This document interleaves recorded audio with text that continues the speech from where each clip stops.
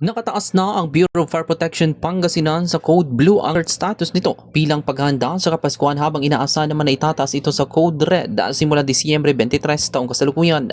Sa ilalim ng Code Blue, kalahati ng mga tauhan ng BFP ay nakastandby upang mapalakas ang kahandaan at masigurong kaligtasan ng publiko. Ayon kay Provincial Fire Marshal Fire Senior Superintendent Marvin T. Carbonella, suspendido ang lahat ng vacation leave maliban sa maternity, paternity at sick leave ng mga bumbero.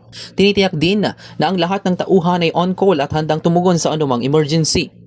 Mula Disyembre 23 taong kasalukuyan hanggang Enero 2 taong 2026, itataas naman ito sa Code Red ang status kung saan 100% ng mga tauhan ay nakaantabay para sa agad na pagtugon sa anumang insidente ngayong holiday season.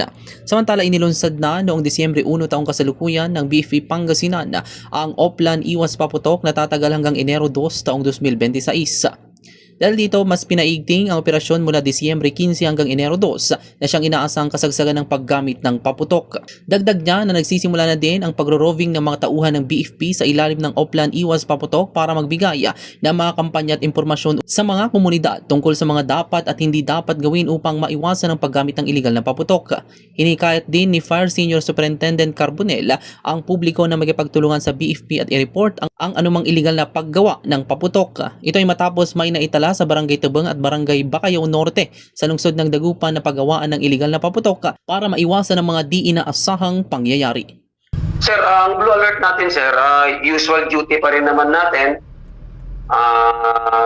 Ang mga tao lang natin ay hindi na pwedeng mag-vacation leave. Yun, except na lang kung maternity, sick leave, or paternity leave. So, hindi na sila ina-allowed. Ibig sabihin, sir, round the clock, dapat on call, andyan na sila, pwede silang tawagan pag kailangan sila ng bawat station. Nag-start na tayo, sir, ng December 1 nung nag-launch tayo ng Oplan Iwas Paputok natin.